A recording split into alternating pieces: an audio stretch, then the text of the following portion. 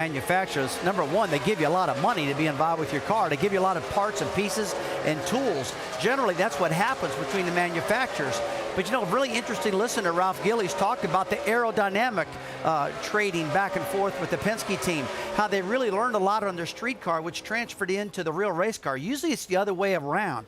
Usually it's the real race car guys that'll tell the manufacturers, hey, we learned something that might help your street car. But this time, really impressed with what they got to say, and really impressed that they're this excited about this new car. Yeah, with Roger Penske's just tremendous past and history in the automobile business as well as in racing, he is the perfect guy for that Dodge template to be an individual team. Usually you need multiple teams to share resources. And what I heard there is really interesting, because I'm hearing that NASCAR is very, very important to our economy, simply because the automobile industry is so important to what we do. The domestic automobile dealers are so important to the American economy. NASCAR is a big part of that, so it's intertwined. I like what I heard there, and I think it's a very, very positive sign for this sport.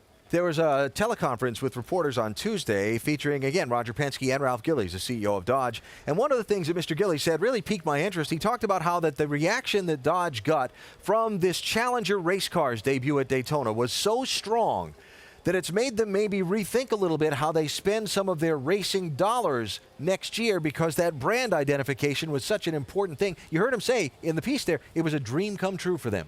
It's a dream come through for the Nationwide Series. I got to tell you, I questioned this car when they first talked about it.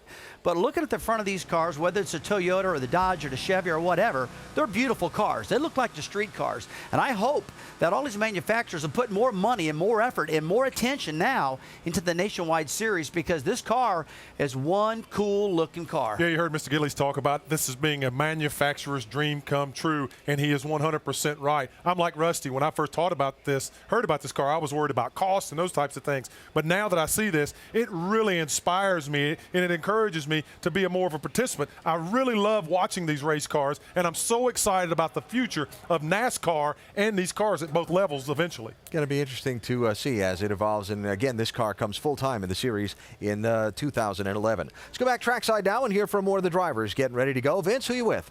With Jason Leffler, who will start fourth today. And Jason, we talked so much about the new car, and of course it's the second running of the new car. Ran it at Daytona earlier this summer, but it's a lot different for the drivers here as compared to Daytona. Why? Well, I mean, obviously it's our second race. We've had time to work on them, but you know, you go to Daytona, NASCAR mandates your rear springs, your spring rate in the rear, mandate your rear shock. So we come here, we can put the springs in the back we'd like. We get the aero platform closer to where it needs to be, and the car's more stable. So the Great Clips Old Navy back to school special is really fast. We start fourth. Got a little different look, obviously, with the new car, and we got a new paint job. We got Old Navy on there. So if you go get your haircut at Great Clips, you get a coupon for some Old Navy clothes. So go get your haircut and get a coupon, get some clothes, and hopefully we'll get this thing to victory lane. Yeah, when you go to Great Clips, ask for that Jason Leffler cut, too. That'll be a good look for you back to school. Jason Leffler starts fourth today. Dave Burns? Yeah, Vince, I know I need a haircut, but I don't know if I'm going there quite yet. Colin Brown, this is his first time with the new car. Didn't get to race at Daytona, so what's your experience been like, and what do you expect today at Michigan? Well, it's going to be a great race for us, I think. This number 16 Conway Freight Ford Mustang was fast when we unrolled it off the truck, and the guys at the shop take a lot of credit for that. They did a lot of good work on this car, and my crew chief, Ricky Vires, really worked on this car you know, the whole time in practice, made a lot of changes to it. So really happy to qualify up there in third, and hopefully we can put a good show on for all these Conway fans here and Ford fans. It's going to be a great race, and want to say hi to Bill Wynn at home. Hope he's getting better. All right, hopefully it'll be a great show for Colin today. Alan? Thank you, David. Getting ready for driver introductions to begin before today's NASCAR Nationwide Series 250-miler at the Michigan International Speedway.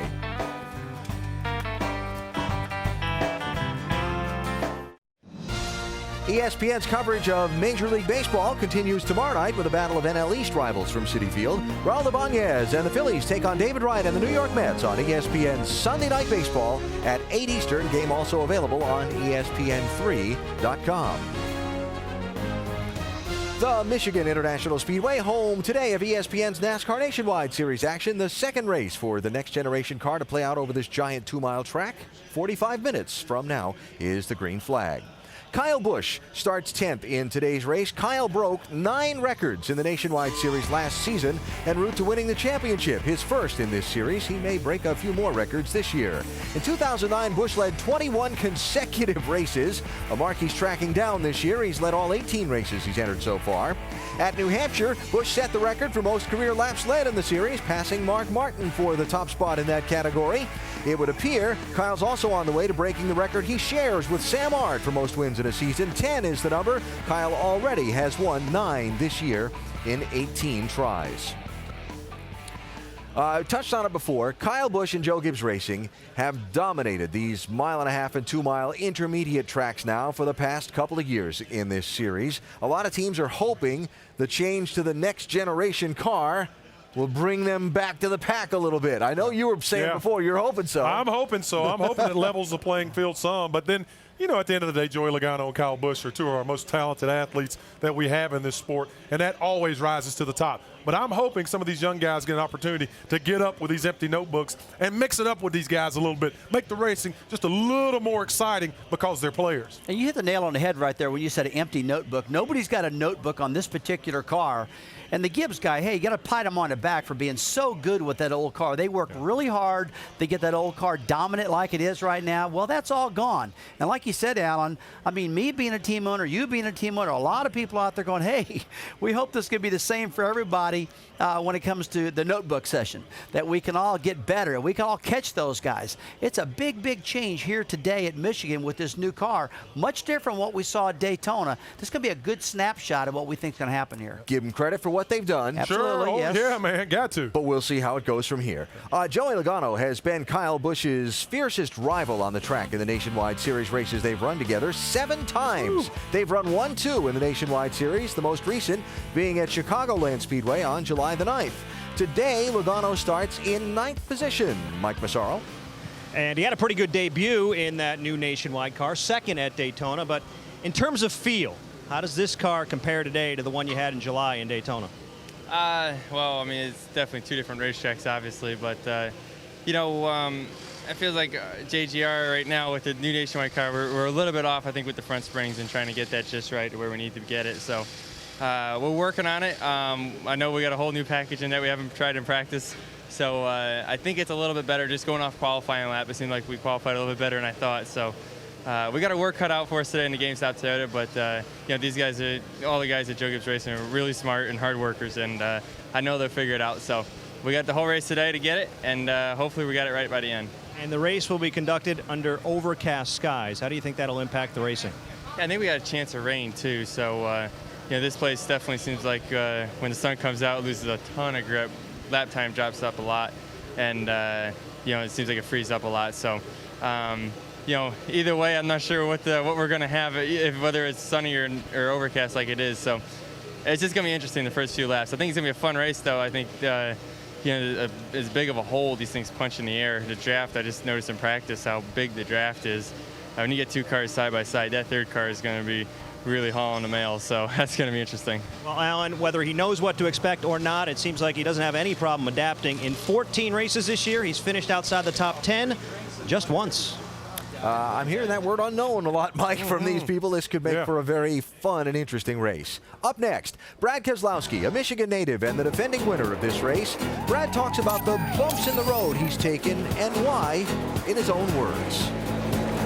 There is always give and take in racing. There will always be, and there's nothing wrong with give and take. But you can't confuse give and take with allowing yourself to be bored. That when NASCAR countdown continues. I know what you meant. From what we hope is the sun and fun of the Irish Hills in Michigan.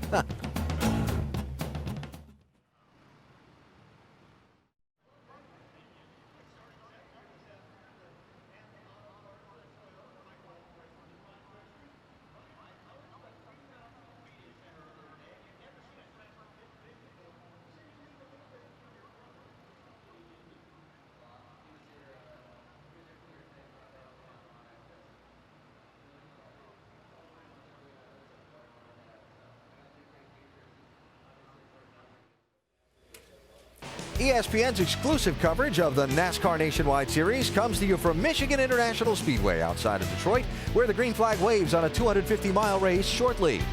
1 year ago in this race, a home state driver came out on top in what was a thrilling finish. On a picture-perfect summer day, we bring you the Carfax 250 from the Michigan International Speedway in Brooklyn, Michigan. Pace cars off. Ready, green, green, green.